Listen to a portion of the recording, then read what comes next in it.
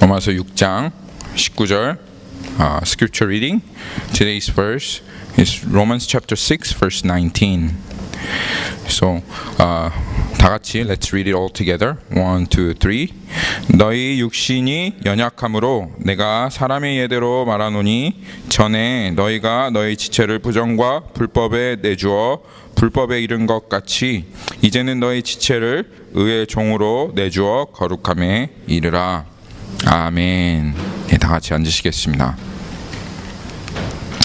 지난주에 히브리서 말씀을 전했는데요. 히브리서 말씀은 그 아울리트 팀이 와서 아울리트 팀의 약속의 말씀이었기 때문에 그 히브리서 말씀을 전했고 다시 로마서로 우리 돌아왔습니다. 이제 로마서 지지난주 우리 18절까지 살펴보았는데요. 이번에는 이제 19절 말씀을 살펴보도록 할 겁니다. 근데 이제 저희가 계속 이 로마서 6장을 가지고 한 2달 했나요? 3달 정도. 그래서 이 로마서 말씀 자세히 쪼개서 하나하나씩 이렇게 살펴보다 보니까 로마서 전체가 무슨 말씀을 하고 있는지 여러분들이 좀 기억하지 못할 수도 있고, 그리고 흐름을 따라서 오늘 말씀을 듣지 못할 수도 있기 때문에 잠시 또 로마서 6장 말씀이 전체적으로 어떠한 내용인지를 좀 다시 한번 요약하고 살펴보고 오늘 말씀 로마서 6장 19절 말씀을 진행하도록 하겠습니다. 이 로마서 6장은 한 가지 우리들 마음 가운데 있는 의문에 대한 그것에 대한 답을 하나님께서 우리에게 주시는 겁니다. 이 로마서 6장 내용을 요약하는 질문이 그 로마서 6장 1절과 로마서 6장 15절에 나와 있습니다. 무엇이냐 하면 한번 살펴볼까요? 로마서 6장 1절과 15절 말씀에 있는 그 질문이 이 로마서에서 주님께서 우리들에게 정말로 말씀하시기 원하시는 그 내용을 요약하는 그 질문입니다. 로마서 6장 1절 말씀에 보면 우리가 무슨 말을 하려 은혜를 더하게 하려고 죄에 거하겠느냐, 이것이 주님께서 우리에게 물으신 질문입니다. 그리고 또한 로마서 6장 15절 말씀에 그런즉 어찌하리요 우리가 법 아래 있지 아니하고 은혜 아래 있으니 죄를 지으리요 그럴 수 없느니라.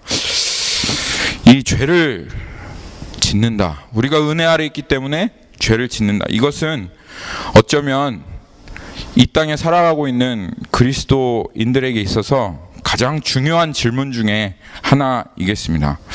많은 교회가 이 복음에 타협하고 있습니다. 이 죄에 대해서 명확한 태도로 이 강단에서 진리를 전하지 않습니다. 성경은 너무나도 분명하고 명확하게 이 죄에 대해서 이야기하고 있지만 그저 좋은 게 좋은 것처럼 흘러 넘어가는 식으로 은혜 받았으니까 다 은혜를 누리고 있으니까, 예수 그리스도 안에 있으니까, 주님께서 과거와 현재와 미래의 모든 죄를 이미 다 사해 주셨으니까 지금 오늘 네가 짓고 있는 그 죄도 주님께서 십자가에 못 박혀 죽으셨기 때문에 죄를 지어도 괜찮아, 천국 가는 거야, 구원 얻는 거야. 그래 지금 좀 우리가 연약해서 죄를 짓고 있지만, 죄를 범하고 있지만 그래도 주님 우리를 구원하셨다 라고 하는 말로는 맞는 말인데, 근데 성경에서 이야기하는 바와는 전혀 다른 말로 그렇게 이야기하고 있습니다. 그런데 오늘 이 로마서는 복음의 진수를 이야기하는 것이죠. 성경 전체를 꽉 하고 짜서 정말 성경에서 하나님께서 무엇을 말씀하고 싶으시냐라고 하는 것을 요약해봐라 그러면 딱 하고 펼쳐지는 게 로마서 말씀입니다.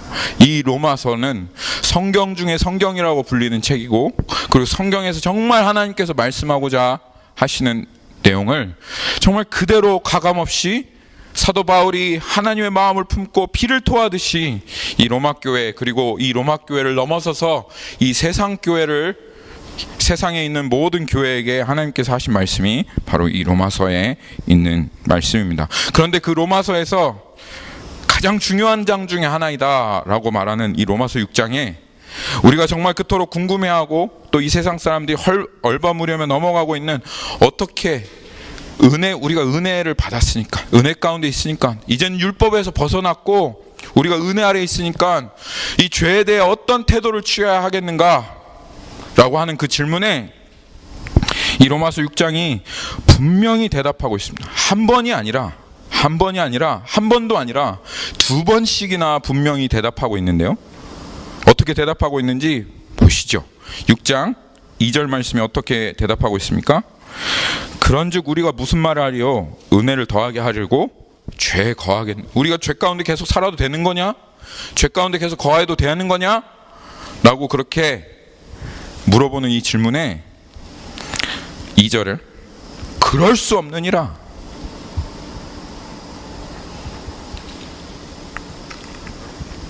이 6장 15절에 그런즉 어찌하리요? 우리가 법 아래 있지 아니하고 은혜 아래 있으니 죄를 지으리요. 그 답이, 주님께서 우리들에게 주시는 그 답이 너희들 태도를 분명히 하라. 이 죄에 대해서 태도를 분명히 하라. 그럴 수 없다 라고 주님이 이 성경에 분명하게 이야기하고 있습니다. 그렇지요? 여러분, 이 죄에 대한 태도 우리가 분명히 해야 함을 우리 로마서 살펴보면서 그렇게 이야기 나눴습니다. 괜찮지 않습니다. 우리가 비록 완벽하지 못하지만 우리 지난주에 말씀 나눈 것처럼 완전한 데까지로 나아가라, 완전하게 살아라 하신 말씀이 아니라 완벽하게 우리가 살 수 없는 존재이긴 하지만 여전히 완벽을 향해서 나아가는 그러한 마음가짐과 태도로 살아가야 한다. 그것이 하나님께서 우리에게 하신 말씀이었습니다. 죄를 지을 수 없다라는 말은 너 완벽하게 살아가라, 너 죄에 절대로 짓지 말고 살아가라, 그 말씀을 하시는 게 아니라 이 죄에 대한 태도를 분명히 하라. 죄가 이 땅에서 우리들에게 유혹해 올 때 이 죄에 대해서 그래, 나 은혜 안에 있으니까, 예수 그리스도 믿었으니까, 조금 주님께서 나에게 이 은혜 주셨고 과거 현재 미래 죄 다 주님께서 십자가에 못 박으셨으니까 그래, 이제 좀 적당히 죄 지어도 되는 거야, 그래도 천국 가는 거야 하는 이러한 태도와 이런 마음가짐이 아니라 주님께서 우리에게 분명하게 말씀하시는 것은 그렇게 이 세상 유혹할 때 너 그래 좀 미워해도 돼, 너 그래 좀 사랑하지 않아도 돼, 너 그래 좀 음란을 행하고 그렇게 거룩하지 않게 이 세상 살아가는 사람들의 방식대로 주님이 전부 되지 않고 네 마음대로 네 멋대로 살아가도 주님이 너를 사랑하셨으니까 괜찮아. 얼마나 많은 유혹이 우리들 가운데 그렇게 찾아옵니까? 그럴 때 우리들의 태도를 주님께서 분명히 하라는 거예요. 이것이 너의 고백이 되게 하라는 거예요. 그럴 수 없느니라 라고 외치라는 거예요. 그럴 수 없어, 그렇게 살 수 없어 라고 외치라는 거예요. 완벽하게 살아가란 말이 아니라 분명히 하라는 말입니다. 완벽할 수 없지요, 우리가. 하지만 주님, 우리의 고백은 이것입니다. 주님, 그럴 수 없다고 고백합니다. 이 그럴 수 없다라는 말은 헬라어에서 가장 강한 부정을 얘기하는 겁니다. 그러니까 우리 지금 말로 by no means, 그건 말이 안 되는 일이야. 그거는 어불성설이야. 크리스찬이면서도 불구하고 여전히 죄 가운데 거한다는 것은, 크리스찬임에도 불구하고 여전히 죄 가운데 살아간다는 것은, 죄를 더 짓겠다는 태도로 살아간다는 것은, 죄와 좀 타협하면서 그렇게 살아간다는 것은 말이 안 되는 태도야. 그것은 미친 짓이야 라고 사도 바울이 이렇게 이야기하고 있는 말입니다. 그런데 이 로마서 6장이 단지 그렇게 살 수 없다라고만 이야기하는 것으로 끝나는 것이 아니라 로마서 6장을 통해서 하나님께서 왜 그러면 크리스찬은 그렇게 살아갈 수 없는가, 왜 그러면 죄 가운데 살아갈 수 없는가를 분명하게 얘기하고 계신데 두 가지 이유가 있습니다.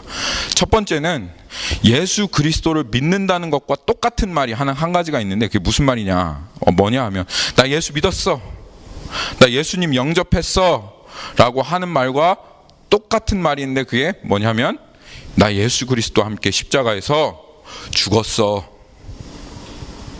나 예수 그리스도와 함께 나 십자가에서 못 박혔어 라고 하는 말이 예수님 믿었다 하는 말과 똑같다 하는 말이에요. 저도 예수님 맨 처음 믿을 때 그 말이 무슨 말인지 몰랐어요.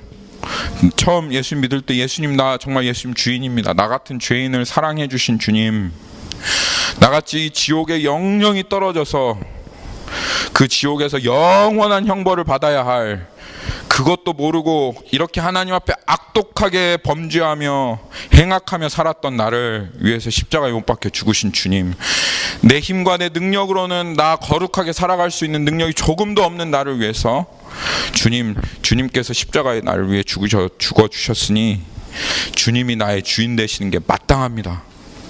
나 주님 예수님 내 삶에 영접합니다. 주님, 나 주님이 하라면 할 거예요. 주님이 하지 말라면 안 할 겁니다. 나 정말 주님 말씀대로만 살아갈 거예요. 주님 나의 전부입니다 라고 그렇게 고백했을 때도 저는 이게 무슨 의미인지 몰랐습니다. 그런데 나중에 이렇게 신앙생활하고 그렇게 살아가는데 주님, 그렇게 예수님 영접했다는 것, 주님과 함께 주인 되어서 같이 주님이 주인 되어서 살아간다는 게 이 말이구나 라는 것을 알게 하셨는데, 그게 바로 로마서 6장 4절에 있습니다. 예수님 믿었다 하는 말은 로마서 6장 4절에 우리가 그의 죽으심과 합하여 세례 또는 침례를 받음으로 그와 함께 장사되었으니 이는 아버지의 영광으로 말미암아 그리스도를 죽은 자 가운데서 살리심과 같이 또한 새 생명 우리도 또한 새 생명 가운데서 행하게 하려 함이라. 그럴 수 없다. 6장 2절에 그럴 수 없다. 죄에 대하여 죽은 우리가 어찌 그 가운데 살리요. 무릇 예수와 합하여 세례 침례를 받은 우리는 그의 죽으심과 합하여 침례를 받은 줄 알지 못하느냐. 우리가 교회에서 왜 침례를 받느냐, 우리 교회에서 왜 세례를 받느냐. 예수 믿었다고 하면 침례 받으라고 얘기하는데, 예수 믿었다고 하면 세례 받으라고 얘기하는데 너희들 왜 침례 받는 줄 아느냐. 비록 그거 이해하지 못하고 그거 깨닫지 못한다고 할지라도 예수님 믿었다, 예수님 영접했다 하면 그게 사실은 이런 뜻인데 뭐냐 하면 그리스도와 함께 십자가에 못 박혀 죽었다는 거예요. 너 그거 모르고 침례 받았으면 다시 받아도 돼. 그런데 이거 한 가지는 분명하게 하자. 너 그거 알지 못하느냐. 너 죄에 대해서 죽었다고 고백한 그 고백이 침례이고 세례인데 어떻게 죄 가운데 더 산다는 거야 라고 지금 하나님께서 말씀하시는 겁니다. 예수 그리스도를 믿었다 영접했다 하는 고백은 그리스도와 함께 다 죽었습니다. 예수님 그 십자가에서 그 하나님의 심판 받을 때 죽은 거 나 아닙니다. 그리스도십니다. 그리고 그리스도께서 그 심판 받을 때 로마서 6장 6절에 우리가 알거니와 우리 옛사람이 예수와 함께 십자가에 못 박힌 것은 우리의 그 옛사람, 죄에 그냥 찌들은 채로 음란 정욕대로 살아가고 하나님을 모독하고 삶에 있는 자기의 모든 것들을 자기의 다 영광으로 취하고 자랑하며 교만하며 그렇게 살아갔던 그 나의 옛사람이 그리스도와 함께 예수와 함께 십자가에 못 박힌 것이 이제는 이 죄의 몸이 죽어서 다시는 우리가 죄의 종노릇하지 않게 하려고 주님께서 그 일을 십자가에 이루셨다. 그렇기 때문에 우리가 죄에 다시는 거하고 죄에 살 수 없다라고 하는 것이 로마서 6장에서 하나님께서 우리에게 말씀하시는 겁니다. 그리고 이제는 주님 승리하셨습니다. 로마서 6장 14절에 죄가 너희를 주장하지 못하리니, 로마서 6장 18절에 죄로부터 해방되어 의에게 이미 너희가 종이 되었느니라 하고 주님께서 우리들에게 선포하십니다. 주님께서 이 땅 가운데 오셔서 사단의 거짓말을 깨뜨리셨습니다. 주님은 진리입니다. 진리가 너희를 자유케 하리라 주님 말씀하셨습니다. 아담에게 사단이 거짓말을 했죠. 너희 죄 지어도 죽지 않을 거야. 하나님이 어떻게 그렇게 나쁘신 분이냐? 하나님 어떻게 그렇게 나쁘신 분이야? 어떻게 이 동상나무 중앙에 있는 그 실과를 먹지 말라고 해? 자기만 하나님 되려고? 그거 따먹는 날에는 너 눈이 밝아져서 하나님처럼 될 거기 때문에 하나님 너 사랑하지 않는 거야. 하나님 너 싫어하시는 거야. 그리고 그거 따먹지 않아도 죽을 거야. 아담 안에 태어난 우리 안에 여전히 이 거짓말이 남아서 하나님 우리 사랑하시지 않는 거야. 괴롭히시려고 우리 하나님 믿으라고 하는 거야. 하나님 우리의 생명 아니야. 그리고 이 죄를 지어도 죽지 않아 라고 하는 이 거짓말이 우리 안에 여전히 남아서 그 거짓말 가운데 하나님의 사랑을 모르고 하나님의 거룩함을 모르고 늘 항상 하나님과 대적해서 대항하여 죄 가운데 살아갈 수밖에 없는 이 거짓에 속아 있는 우리들에게 예수님께서 이 땅 가운데 오셔서 그 하나님의 하나밖에 없는 독생자가 우리들이 지었던, 예수님은 짓지 않았죠. 우리들이 지었던 그 죄를 그 예수님이 그 몸에 둘러 그렇게 예수님이 그 죄의 짐을 짊어지고 십자가에 올라갔더니 어떠한 일이 발생했느냐, 어떠한 일이 있었느냐. 죄의 싹은 사망이다. 사단은 강혁 형제 그렇게 살아도 죽지 않아. 강혁 형제가 그렇게 산다는 게 아니라 마음이 뜨끔했죠. 사단은 그렇게 죄를 범해도 죽지 않아. 그렇게 살아도 죽지 않아. 괜찮아 했을 때 예수님이 몸소 내가 한번 보여주겠다.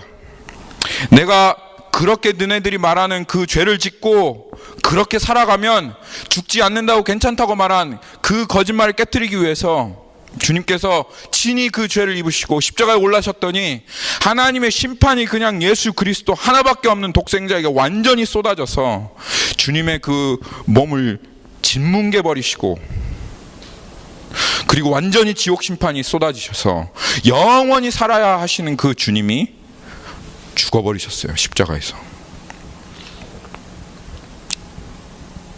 근데 그렇게 하신 게 너희를 살리기 위해서, 너희를 사랑하기 때문에 그렇게 하셨다는 거예요.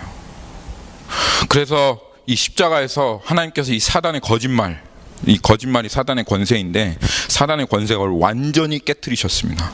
아담에게서부터 시작했던 그 거짓말, 너 죄 지어도 괜찮아, 그래도 그렇게 살아도 살 수 있어 라고 했던 그 거짓말을 하나님께서 그냥 이 예수 그리스도로 완전히 깨트리시고, 그리고 주님은 널 사랑하지 않아. 아니야, 주님은 너를 하나밖에 없는 독생자를 십자가에 못 박혀 죽어서 자신의 진노를 다 쏟아부어서 그렇게 너희를 살리시기까지 사랑해 라고 하는 이 진리로, 이 실제로 우리를 살리신 거예요. 그래서 우리를, 근데 그걸 어떻게? 성령님께서 우리 마음 가운데 오셔가지고 십자가를 새겨져 버리시는 거예요, 우리 마음 가운데. 그래서 강혁 형제 마음 가운데 그 십자가를 새겨주셔서 이 죄만 보면 십자가 떠오르는 거예요. 이 죄의 대가는 십자가지. 이 죄의 대가는 영원한 심판이지. 괜찮지 않지. 이렇게 사는 거, 이렇게 죄 범하는 거, 이렇게 사는 거 괜찮지 않지. 그리고 주님 나를 사랑하셨지. 나 같은 이 죄인을 사랑하셔서 그 심판을 감당하신 그 주님이 나를 이토록 사랑하셨는데 내가 어떻게 이 죄 가운데 더 거할 수 있나 하는 이 십자가를 우리의 마음 가운데 새겨져 버리셨어요. 성령으로 아주 불도장을 찍듯이 우리가 주님 앞에 처음으로 회심할 때, 하나님 앞에 회개할 때, 거룩하신 하나님 만났고 그 거룩하신 하나님 앞에 내가 어떻게 서 있는지를 봤을 때 그렇게 새겨져 버리셨어요. 그래서 우리를 이 죄에서부터 해방하셨다 그 말입니다. 그리고 이 죄에서부터 우리를 자유케 하셨다 그 말이에요. 그래서 주님 말씀하시는 겁니다. 너희가 죄에서 해방되어서 의에게 종이 되었느니라. 어떻게 의에게 종이 되었다? 너에게 전해어 준 바 6장 17절에 하나님께 감사하리로다. 너희가 본래 죄의 종이었더니 너희에게 전하여 준 바 교훈의 본을 마음으로 순종하여. 교훈의 본이라는 것은 하나님, 이제는 저는 모릅니다 주님. 내 이 모든 기준과 내가 가지고 있었던 모든 가치관과 그리고 내가 이것이 옳다 저것이 옳다라고 말했던 저는 너무 교만했네요. 저는 그냥 한낱 피조물에 불과하고 인생의 반절은 자고 인생의 반절 거의 대부분 먹고 마시고 노는 데 썼던 내가 무엇인가를 알아서 살아계신 하나님이 틀리다 옳다라고 말했던 하나님, 내가 무엇인가 알아서 내 인생 이렇게 살아야 된다고 얘기했던 저는 하나님 다 틀렸네요. 주님이 옳으십니다. 주님이 맞습니다. 그렇게 주님 앞에 이 교훈에 보내, 그래요 주님, 주님이 말씀하시면 그것이 옳습니다, 주님만 따르겠습니다 라고 하고 그렇게 순종하기로 결단한 이 사람이 죄에서부터 해방하여 의의 종이 되었다 라고 주님께서 여기까지 말씀하신 것입니다. 우리를 죄에서부터 해방하셨고 그리고 의의 종이 되게 하신 주님을 찬양합니다. 우리 안에 이 십자가의 영광을 새겨주셨고 그리고 우리의 연약함과 무지함과 우리 어리석음을 발견하게 하시고, 그리고 이제는 의의 종이 되게 하셔서 승리의 삶을 살아가게 하신 주님을 찬양합니다. 아멘. 로마서 6장 오늘 말씀, 그리고 로마서 6장 19절입니다. 너 육신이 연약함으로 내가 사람의 예대로 말하노니 전에 너희가 너희 지체를 부정과 불법에 내어주어 불법에 이른 것 같이 이제는 너희 지체를 의의 종으로 내어주어 거룩함에 이르라. 제가 이번에 수련회 갔잖아요. 수련회 가서 아이들과 너무 즐거운 시간을 보내고, 거기서 막 말씀도 전하고 아이들 회개도 하고, 아이들이 또 선교사님 전해주시는 말씀 앞에 또 펑펑 울면서 주님 나의 남편 되신다고, 나는 주님의 거룩한 신부라고, 그리고 나는 앞으로 영원토록 사는 이 생명을 주님 앞에 거룩한 신부로 그렇게 주님과 동행하며 살아가겠다고 우리 펑펑 울며 또 그렇게 고백하는 그런 일들을 주님께서 행해 주셨어요. 그리고 그날 저녁에 우리 아이들하고 뭘 할까 하고 고민하다가, 그럼 우리 아이들하고 한번 좀 교제를 하자. 네, 아이들하고 교제하는 게 사실 쉽지 않아요. 아이들이 자기의 속마음을 잘 얘기를 하지 않습니다. 그래서 질문을 해야 되는데 아이들에게 제가 질문을 하나 던졌어요. 너희들이 신앙생활을 하는 데 있어서 정말 이렇게 좀 신앙생활을 가로막는 그런 것들이 뭐냐, 이것 때문에 내가 정말 신앙생활을 못 하겠고, 이것 때문에 내가 참 신앙생활이 어렵다 라고 이렇게 하는 것이 뭐냐, 그걸 좀 질문을 적어서 내라, 그렇게 해서 냈어요. 뭐 여러 가지 질문들이 있더라고요. 개인은 그 동성애자는 어떻게 봐야 합니까? 뭐 이런 질문도 있고, 하나님의 기적이 이 땅 가운데 일어났다고 하는데 그 기적이 정말 논리적입니까? 뭐 이런 질문을 하여튼 아이들 안에 그래도 이런 진지한 고민이 있다는 게 너무 감사했어요. 그리고 겉으로 봤을 때는 애들 정말 말 안 듣더라고요. 맨날 그냥 놀기만 하고 그냥 자기 마음대로 이렇게 하는 애들 같다가도 애들이 듣고 있더라고요. 우리들이 하는 말을 듣고 있고, 그리고 애들 안에 나름대로 정말 이 신앙에 대한 고민이 있다라는 것이, 나 이것 때문에 신앙생활 진지하게 못해요라고 하는 그런 고민이 있다는 게 참 감사했습니다. 그런데 그 중에 한 아이가 이런 질문을 했어요. 어떻게 하면 죄에서부터 벗어날 수 있습니까? 어떻게 하면 죄 용서함을 받았다는 것을 확신할 수 있습니까? 이런 질문을 했더라고요. 참 복받은 아이입니다. 네, 누가 했는지는 모르겠지만 요한이가 했는지 찬송이가 했는지 안 했대네요. 안타깝게. 정말 복받은 아이. 그런 질문을 한다는 거 참 감사한 일입니다. 그리고 여러분들 안에 이 아이들의 질문으로 인해서 좀 도전 받으셨으면 좋겠습니다. 저도 좀 도전을 받았습니다. 어떻게 하면 이 죄를 극복할 수 있는가? 어떻게 하면 이 죄 용서 받았다는 것을 확신할 수 있는가? 여러분 안에 당연히 그러한 질문이 있어야 되는 건 아닙니까? 신학적으로 그저 우리가 알고 있는 지식으로 야, 죄 그렇게 걱정하지 마. 너무 그렇게 죄 고민하며 살아가는 거 아니야. 그냥 자유롭게 살아가는 거야. 이러한 어떤 신학적인 이러한 지식으로 그냥 그 질문에 넘어가는 것이 아니라 치열하게 고민하고 어떻게 하면 거룩하게 살아갈 수 있을까? 어떻게 하면 이 죄를 극복할 수 있고 내가 정말 이 죄에서부터 벗어나서 하나님께 용서받았다라고 하는 것을 어떻게 하면 확신할 수 있는가? 이 고민을 하며 살아가는 그 사람들의 마음과 영혼이 얼마나 복됩니까? 여러분 안에 그런 고민이 있었으면 좋겠습니다. 그런 고민이 있는 사람들에게 오늘 주님께서 말씀하시는 겁니다. 실질적으로 예수 그리스도와 함께 죽었어. 나 맞아. 그거 실제야. 그거 실제인데 그러면 어떻게 살아가는 거야? 내가 정말 주님 믿습니다. 주님만이 오르신 분이시고 나는 모른다는 거 주님 믿습니다. 어떻게 살아가는 것입니까?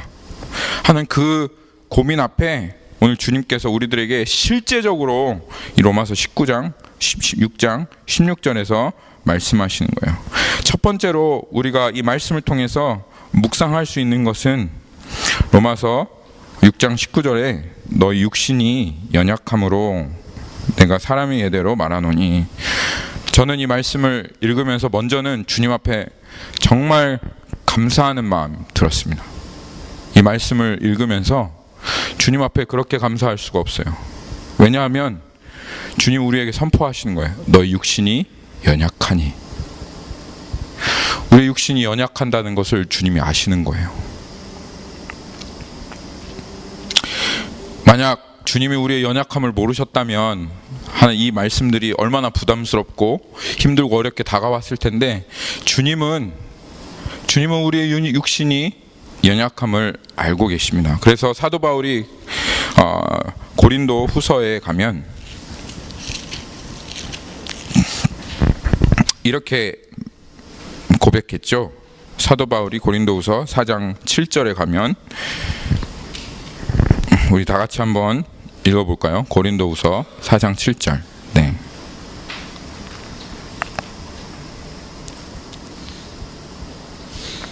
거기 보면 우리가 이 보배를 질그릇에 가졌으니 이는 심히 큰 능력은 하나님께 있고 우리에게 있지 아니함을 알게 하려 함이라 라고 그렇게 사도 바울이 얘기했습니다. 이 영광스러운 예수 그리스도의 생명을 우리가 우리 안에 담았지만 사도 바울은 여전히 이 생명이 질그릇, 여러분 질그릇 아세요? 막 쓰는 그릇입니다. 제가 어저께 인터넷에서 질그릇 찾아봤더니 하나같이 그림들이 다 이렇게 금가 있고 깨져 있고 하는 게 그 질그릇의 그림이더라고요. 사도 바울이 고백하는 거예요. 하나님께서 비록 우리들에게 이 생명을 주셨지만 여전히 그 생명이 담겨 있는 우리의 이 육체는 질그릇과 같은 육체입니다. 내부치면 깨지고 금방 손상되기 쉬운 그 질그릇과 같은 그런 육체에 우리가 이 하나님의 생명을 담았다는 거예요. 주님이 우리 이 질그릇과 같은 우리의 육체를 아신다는 겁니다. 그리고 예수님께서 이 땅 가운데 오셨을 때 여러분들과 조금도 다르지 않은 이 질그릇과 같은 그런 육체를 입으시고 이 땅을 살아가시면서 우리의 이 육체가 얼마나 쉽게 죄에 반응하고 얼마나 쉽게 넘어지고 연약하며 그리고 참 무지하고 어리석은지 주님께서 그 질그릇과 같은 육체를 이 땅에 30년간 사시며 몸소 체험하셨습니다. 그리고 그 질그릇과 같은 육체를 체험하신 주님께서 우리들에게 딱 알맞는 복음을 우리에게 주셨습니다. 그리고 다른 사람을 택하신 게 아니라 사도 바울과 같은 사람, 사도 바울 우리가 보기에는 되게 강한 사람인 것처럼 생각되지만 그렇지 않습니다. 사도 바울도 복음을 깨닫지 못했던 사람이고 예수님이 눈앞에 있고 주님의 그 말씀을 아는 사람들이 눈앞에 있는데도 불구하고 그들을 핍박하며 돌을 던지며 그렇게 무지하고 알지 못했던 그런 사람이었습니다. 그에게 복음을 가르쳐 주시고 그리고 그에게 복음을 경험하게 하시고 누리게 하시고 살게 하셔서 이 질그릇과 같은 우리들을 통해서 이 사도 바울을 통해서 이 복음이 전파되게 하셨습니다. 뿐만 아닙니다. 하나님께서 왜 우리를 증인으로 삼으십니까? 천사들로 이 땅 가운데 복음을 전하면 그냥 쉽게 복음이 전해질 텐데 하나님께서 천사들을 통해서 복음을 전하시지 않으시는 거예요. 아니 하나님 그 고넬료 이야기 여러분 아십니까? 고넬료 이야기. 이 고넬료가 경건하고 하나님을 잘 섬기는 이달리아의 백부장이었습니다. 로마의 백부장이었어요. 그러면 이 하나님께서 이 자기를 사랑하고 오히려 이 지배자인데 이 피지배자인 이스라엘 백성을 사랑해서 그들을 구제하고 그들을 돕는 이 로마의 백부장이면 죽여라 그러면 죽는 거예요. 하는 이 백부장이 너무 사랑스러운 거예요, 하나님이. 그래서 이 로마의 백부장님 내가 최고의 선물을 줘야 되겠다 해가지고 로마 백부장에게 천사를 보냈어요. 그게 지금 사도행전에 나와 있는 이야기입니다. 그러면 천사를 보냈으면 그냥 그 천사를 통해서 복음을 전하면 되는 거 아니에요? 그런데 천사한테 꼭 가서 베드로를 부르라는 거예요. 베드로는 근데 지금 이 복음은 유대인에게, 이방인들은 다 불쏘시개야, 걔네들은 다 죽을 사람들이야 하고 복음을 전할 마음이 없어요. 그러니까 하늘에서 부정한 짐승들을 내려가지고 꿈을 꾸게 하시고 그 부정한 짐승을 잡아먹어라. 이 뜻은 너가 부정하다고 해도 내가 정하다고 하면 정한 거야. 가서 복음을 전해 라고 하는 뜻인데 이 사도 베드로는 몰라요. 그 뜻이 무엇인지. 그런 사도 베드로를 불러가지고 꼭 이 사람의 입을 통해서 복음을 전하게 하시는 거예요. 천사를 통해서 전하시면 되는데 왜 그렇게 하신 줄 아세요? 이 복음은 연약한 자들을 위해서 하나님께서 허락하신 겁니다. 대단한 학자, 목사님, 저는 목사님처럼 성경 지식이 없어서 못 살아가요. 저 신학자 같이 저런 분들이야 그렇게 복음 살아갈 수 있지만 나는 안 됩니다. 아니요, 하나님께서 대단하게 뛰어나고 아인슈타인처럼 똑똑한 사람들에게 준 복음이 아니라 이 말입니다. 우리 같은 연약한 사람들이 살아가고 누리고 그 헐벗고 굶주리고 무식하고 눈물 흘리고 배운 것 없고 까막눈이고 병들고 정말 능한 것 하나 없는 사람들에게 내가 온 것은 부자를 위해서 온 게 아니라 가난한 자를 위해서 왔다. 병든 자를 위해서 왔다 라고 말씀하신 예수님께서 그런 사람에게 주신 복음이 바로 이 복음이에요. 그래서 그런 사람들을 통해서 저 사람이 입으로만 전하는 게 아니구나, 저 연약한 사람 또한 하나님께서 저렇게 살게 하시는구나 하고 그 복음을 누리는 것을 같이 경험하면서 전해지게 하시려고 하나님께서 꼭 그 축복의 통로가 사람이 되도록 정하시는 그 원리를 허락하신 겁니다. 이 복음은 강한 자, 능한 자, 똑똑한 자를 위해서가 아니라 나는 아무것도 못해요, 나는 아무것도 할 수 없어요, 나는 눈물 흘릴 수밖에 없어요, 할 수 없어요, 나는 모자라요, 똑똑하지 않아요, 나는 힘도 없고, 나는 너무 어려서 못하고, 나는 너무 늙어서 못하고, 나는 여자라서 못하고 남자라서 못하고 한 그 사람에게 준비해 주신 그 복음입니다. 그래서 고린도 전서 1장, 고린도전서 1장으로 한번 가볼까요? 고린도전서 1장 한번 가십시오. 고린도전서 1장 26절.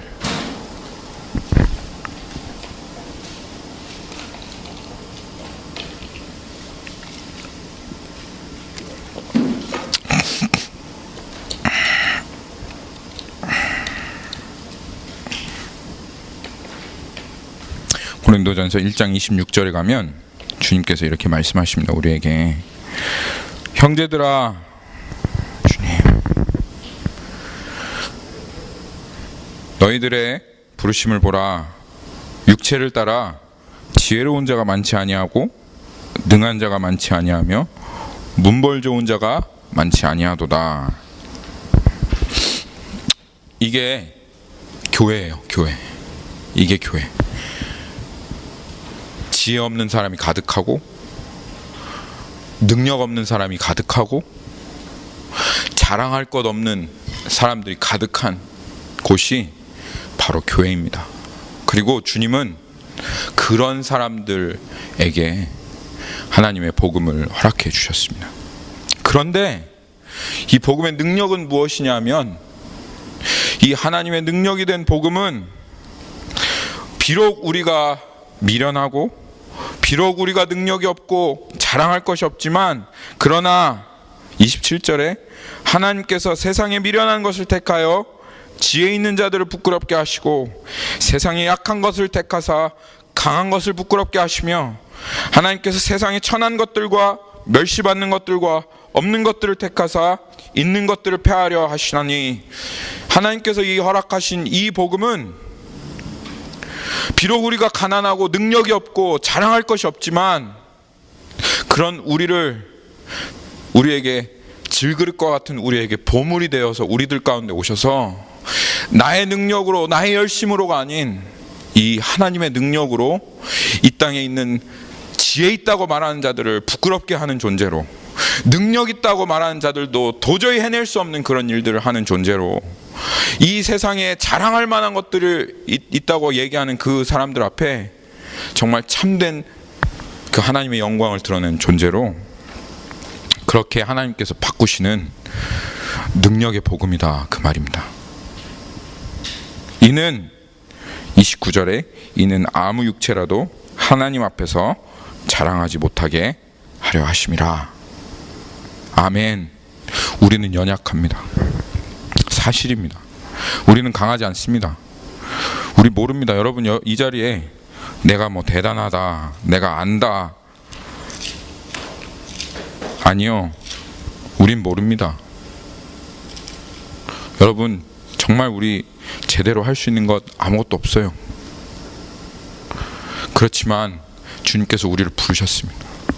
연약한 줄 알면서도. 그리고 주님께서 우리를 정말 세우실 수 있는 능력의 복음을 하나님께서 우리에게 허락해 주셨습니다. 이게 얼마나 우리들에게 참 기쁜 소식이고 능력의 은혜의 소식입니다. 그게 오늘 주님께서 말씀하시는 겁니다. 그렇기 때문에 우리가 이 복음 앞에 설 때는 절대로, 하나님의 이 말씀 앞에 설 때는 절대로 강한 모습으로 서서는 안 됩니다. 오늘 이 자리에 우리 나왔을 때 하나님, 내가 일주일 동안 주님의 말씀을 많이 읽었고 주님의 그 지식 많이 알았고 하나님께 열심히 기도했습니다. 내가 했습니다. 아니요, 내가 한 거 아니에요. 주님이 하신 겁니다. 어떻게 우리가 그렇게 기도할 수 있는 사람이에요? 제가 금요일날 같이 우리 형제랑 함께 밤을 새며 같이 이렇게 계속 며칠간 기도하고 있지만 어떻게 제가 하나님 앞에 철야하며 기도할 수 있는 그런 사람입니까? 저는 그럴 수 있는 사람 아닙니다. 주님이 하신 겁니다. 이렇게 연약한 나를 세우셔서 주님께서 하신 겁니다. 어떻게 우리가 말씀 읽고 기도하고 어떻게 그럴 수 있는 사람입니까? 그렇게 할 수 없어요. 다 주님이 하신 겁니다.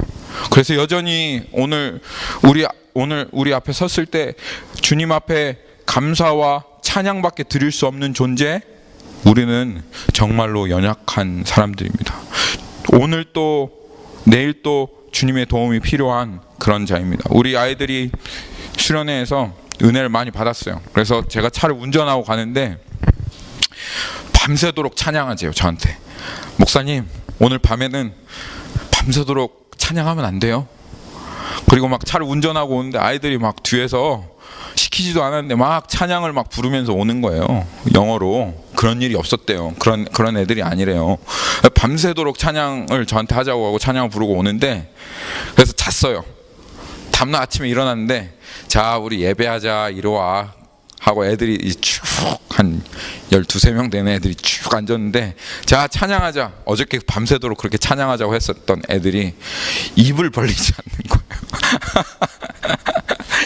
입을 벌리, 어저께 그 막 오늘 밤새도록 찬양해 했던 그 마음들이 순식간에 다 사라지고, 얘들한테, 얘들아 밤새도록 찬양하자고 했잖아, 오늘 아침에 야 그 똑같은 마음으로 찬양하면 되는 거야, 우리 찬양하자 그랬더니 애들이 또 찬양이에요? 이렇게 반응하는 애들의 모습을 보면서 우리는 정말 연약하구나. 야, 애들이 어저께 그렇게 밤새도록 찬양했던 그것이 애들이 한 게 아니구나, 주님이 하신 거구나. 그리고 오늘 이 아침에 주님의 은혜가 또 필요하구나, 우리에게는.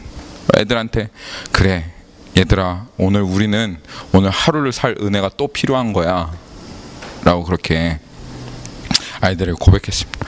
그렇습니다. 우리는 오늘 하루를 살아갈 은혜가 또 필요한 거예요. 복음 앞에 설 때는 항상 그 자세와 그 마음으로 서야 되는 거예요. 주님, 나는 연약합니다. 오늘 이 아침에, 오늘 이 저녁에 내일 하루를 살아갈 수 있는 그 은혜를 허락하여 주십시오. 절대로 교만한 마음으로 내가 무엇인가를 다 이룬 것처럼 나의 어떠함으로 서서는 절대로 안 됩니다. 나는 절망이고 나에게는 아무런 능력이 없다라고 하는 그 고백으로 이 복음 앞에 섰을 때도, 말씀 앞에 섰을 때도, 하나님 나는 까막눈입니다. 주님은 나의 삶의 등불이고 주님은 나의 힘입니다. 주님, 나에게 좀 눈을 열어주셔서 이 하나님의 말씀을 나에게 가르쳐 주십시오. 주의 법에 기이한 것을 보여주시고 지혜와 계시의 영을 나에게 허락하여 주셔서, 주님 그 지혜와 계시의 영으로 하나님 주의 그 말씀을 보게 하시고 그 말씀 앞에 나 자신을 세우게 해 주십시오. 오늘 이 예배에서도 하나님 신령과 진정으로 주님을 예배할 수 있도록 주님의 은혜와 능력을 나에게 부어 주십시오 라고 하는 이 하나님 앞에 연약한 자의 모습으로 그렇게 서야 합니다. 그러면 주님께서 우리의 그 연약함을 들어 우리를 일으키시고, 그리고 우리에게 정말 깨달을 수 없는 하나님의 진리를 깨닫게 하시고, 기도할 수 없는 나를 기도하게 하시며, 살아갈 수 없는 나를 살아가게 하시는 그 하나님의 은혜를 오늘 또 부어주시는 겁니다.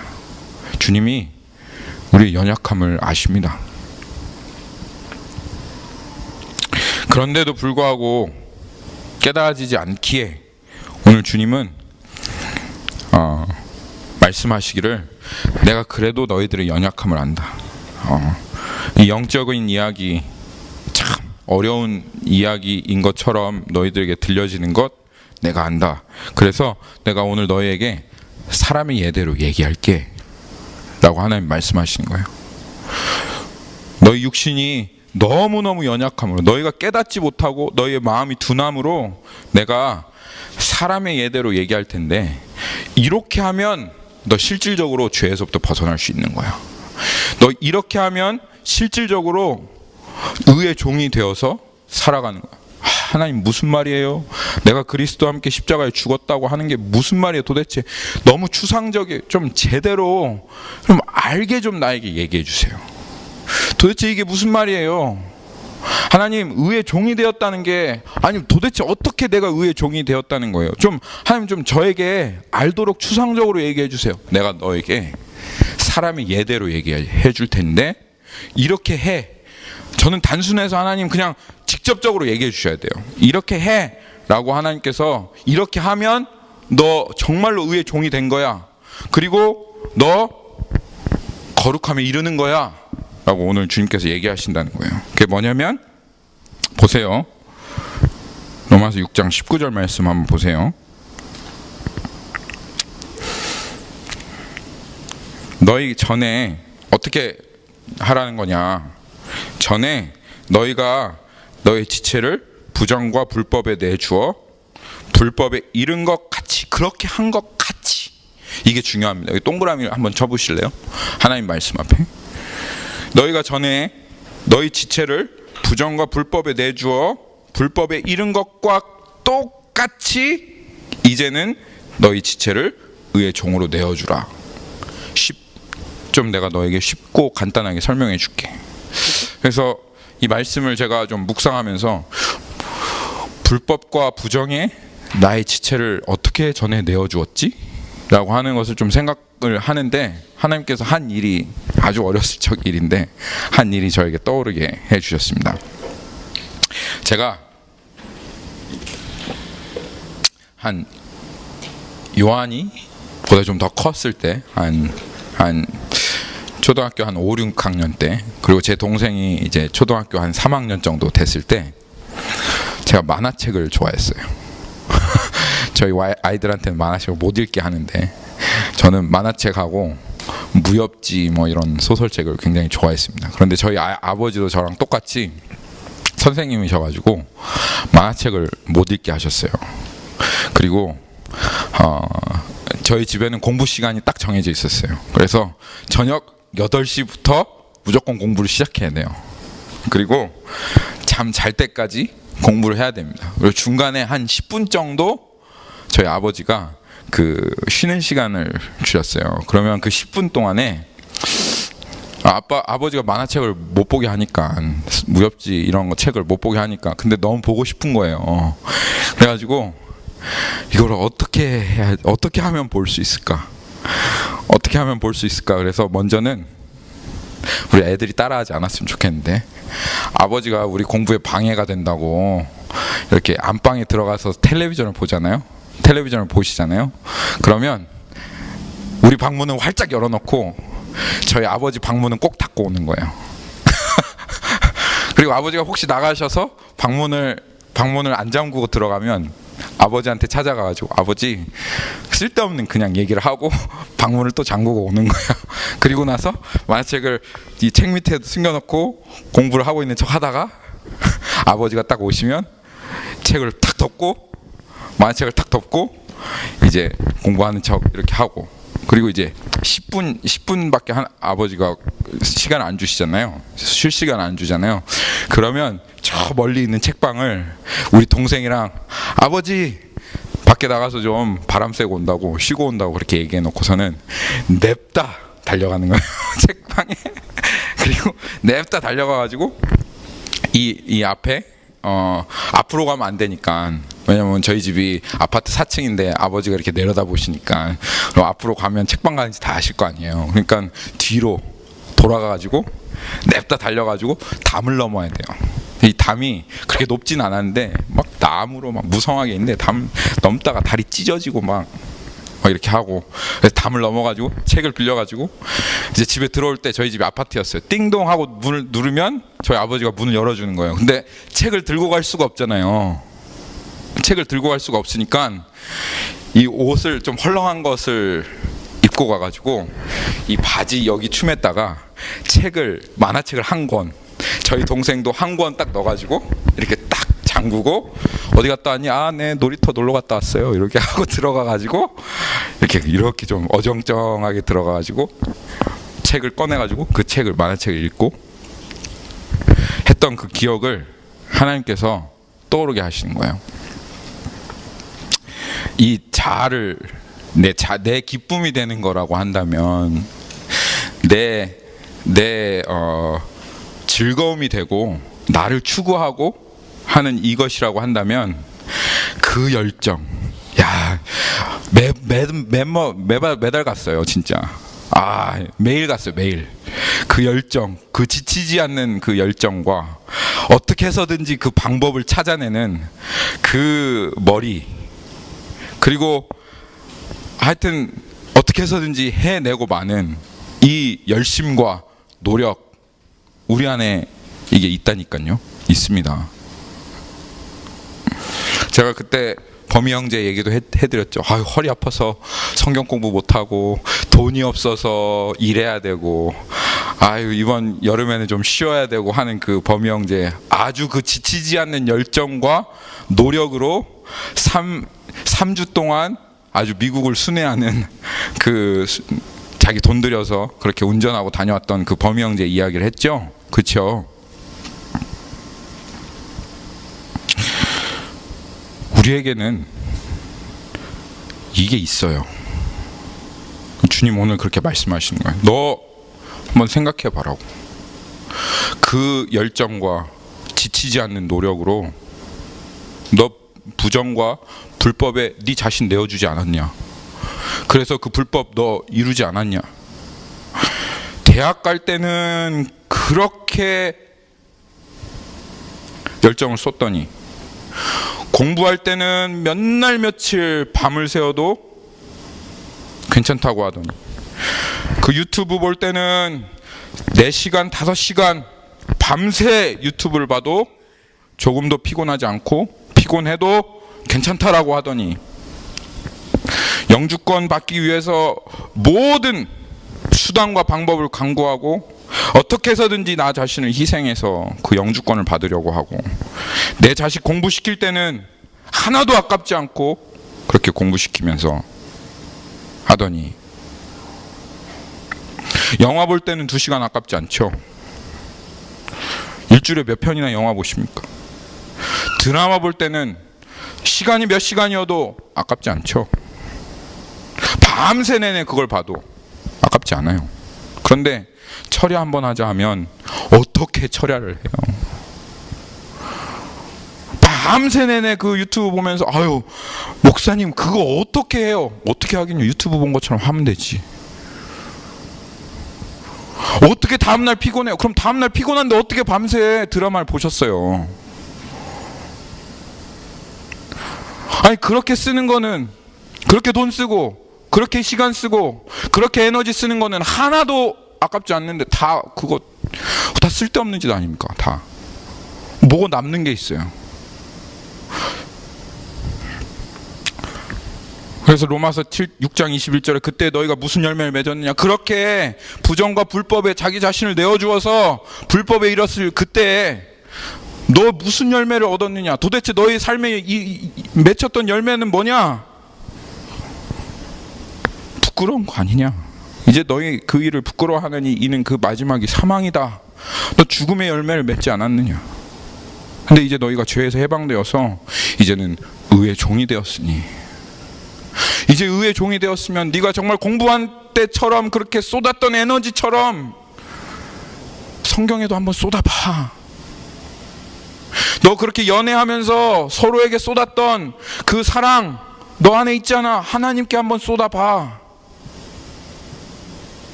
너 그렇게 여행하면서 그렇게 쏟았던 에너지 하나님 앞에 한번 미션 트립 갈 때 한번 쏟아봐.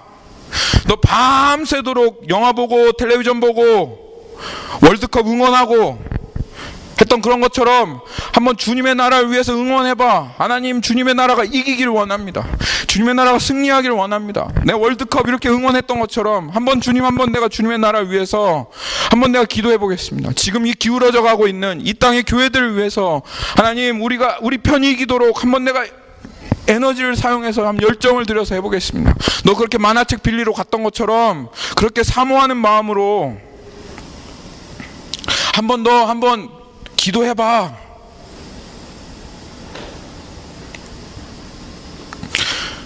쉽죠? 너무 쉽게 알아들을 수 있죠? 사람의 예대로 하나님께서 말씀하시는 거예요. 사람의 예대로. 그렇게 하는 게 의의 종이라 라고 주님께서 지금 말씀하시는 겁니다. 그러면 여러분, 오늘 하나님께서 말씀하시기를 그러면 의의 종으로 내주면 너 거룩함에 이르게 될 거야. 여기에서 말하는 거룩함은 예수 그리스도로 믿음으로 얻는 그 거룩함 맞죠? 맞는데 정말 내 자신을 그렇게 내가 연애했던 것처럼 공부했던 것처럼 영주권 따려고 했던 것처럼 내 자식 교육시키고 그렇게 내가 밤새도록 드라마 보고 영화 봤던 것처럼 그렇게 주님을 사랑할 때, 그렇게 주님 앞에 그렇게 내 자신을 드릴 때 내 안에서 드러나는 거룩함입니다.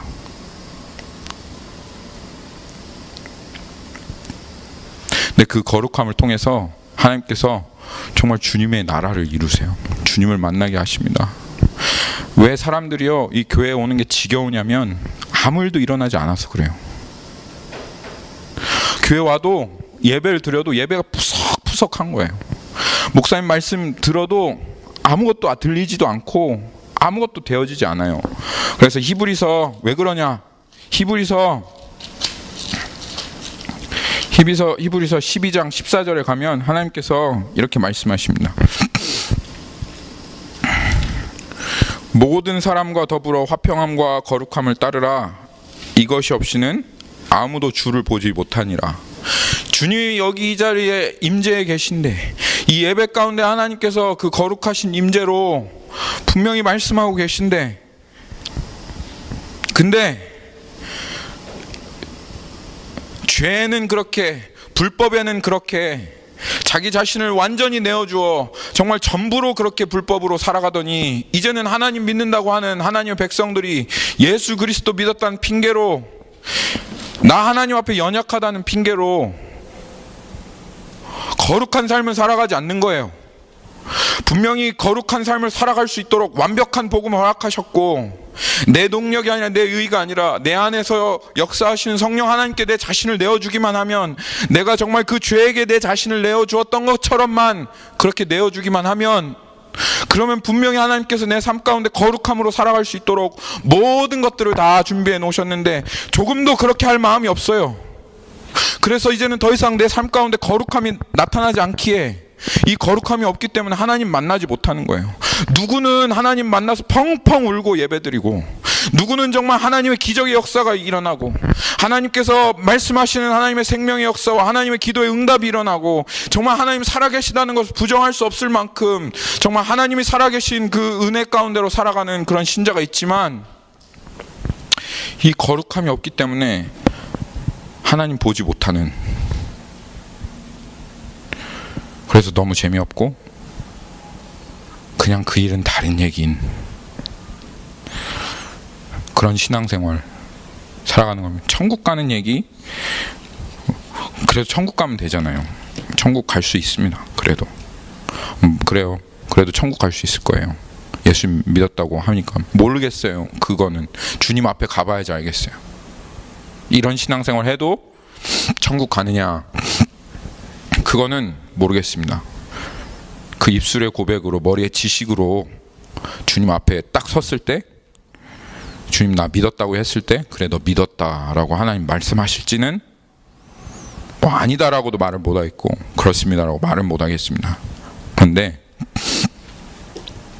이 하나님께서 이 성경 가운데 하늘의 신령한 복을 다 허락해 주셨고, 하나님의 영광과 복음의 은혜를 누리는 삶을, 그리고 우리의 마음 가운데 하나님의 그 마음이 쏟아져서 이 땅을 향해서, 죽어가는 영혼들을 향해서, 이 진노가 쏟아질 이 땅을 향해서 정말 눈물을 흘리며 통하며 그렇게 하나님과 함께 일하고 살아가는 그 축복을 이 성경 안에 다 담아두셨는데, 근데 한 가지는 분명합니다.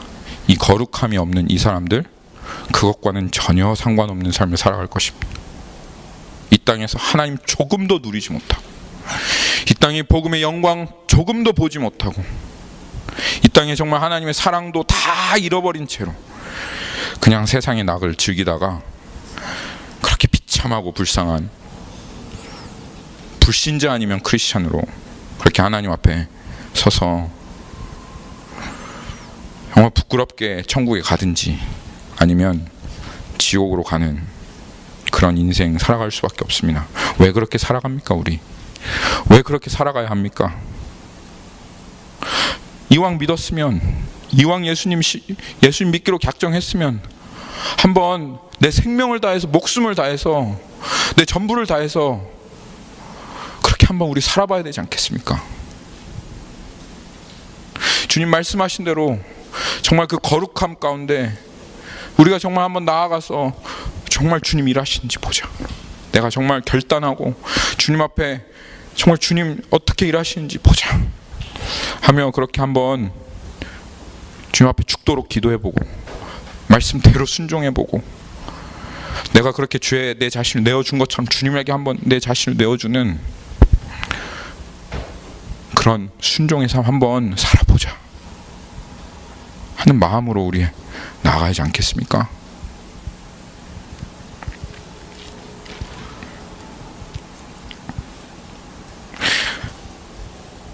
그럼 여러분 반드시 거룩함에 이르실 겁니다.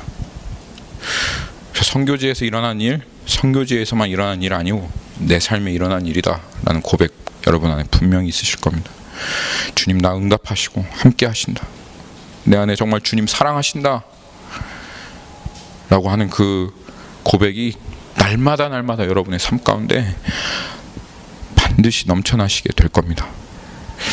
연약해서 못해요? 아니요. 연약하기 때문에 더 해야 합니다. 나 연약하기 때문에 기도 못해요. 나 연약하기 때문에 섬기지 못해요. 나 연약하기 때문에 말씀 못 봐요. 아니요. 오늘 주님 말씀하시는 건 연약하기 때문에 그렇게 해야 된다는 거예요. 너 연약하면 나 저 사람보다 더 연약해요. 그러면 저 사람 한 번 기도하면 될 거 나 2번 기도해야죠. 근데 연약하니까. 저 사람보다 나는 연약해서 안 돼요. 그러면 저 사람 한 번 말씀 읽으면 됐던 거 나 2번 말씀 읽어야 됐죠. 연약하니까. 이 연약함 앞에 우리의 마음은 분명히 드러나게 되어 있습니다. 오늘 주님께서 너 연약한 거 내가 잘 알고 있다. 그렇기 때문에 더 그렇게 하라라고 말씀하신 하나님 앞에 어떤 사람은 나 연약하니까 더 안 해요, 더 못해요 할 마음이 없는 겁니다. 연약한 핑계 삼아서 안 하는 거예요. 근데요, 자기가 진짜 연약한 줄 아는 사람은요 더 기도해요. 제가 부끄럽고 연약하지만 내가 내 교만한 걸 알았을 때, 내 안에 정말 사랑하는 마음이 없다는 걸 발견했을 때, 그리고 내가 하나님의 뜻대로 말씀대로 살지 못한다는 걸 발견했을 때, 제 안에 정말 딱 한 가지 주님 주신 은혜 있다는 거 여러분에게 말씀드리면 다른 거 없습니다. 나 연약함 발견하면 나는 더 기도하는 거예요. 그게 내 살 길이기 때문에. 나 정말 주님 앞에 온전하지 못하는 것 발견하면 더 말씀 앞에 나아가는 거예요. 나 하나님 뜻대로 살지 못하는 것 발견하면 더 주님 예배하는 거예요. 연약하니까, 주님이 하시지 않으면 안 되니까. 연약함이 내가 할 수 없는 그 자리에서 머무른 것으로 여러분 가운데 핑계가 되어지면 안 됩니다. 연약함이 우리를 더 주님 앞으로 나아가게 하는 원동력이 되어야 합니다. 여러분 연약하시지요? 오늘 주님 말씀하십니다. 그렇기 때문에 내게로 더 나와라. 나에게로 더 내어주어라. 더 기도하고 더 말씀 앞에 서고 더 예배해라. 너가 죄에 너 자신을 드렸던 것처럼 너 자신을 나에게로 주어라. 그러면 내가 너를 의의 종으로 그리고 거룩함에 이르게 하리라. 오늘 이 하나님의 말씀이 여러분의 생명으로, 저의 생명으로, 여러분의 생명으로 받아들여져서 주님 앞에 결단으로 나아가고 주님을 의지하는 자리로 나아가는 저와 여러분이 되기를 예수 그리스도의 이름으로 축원합니다.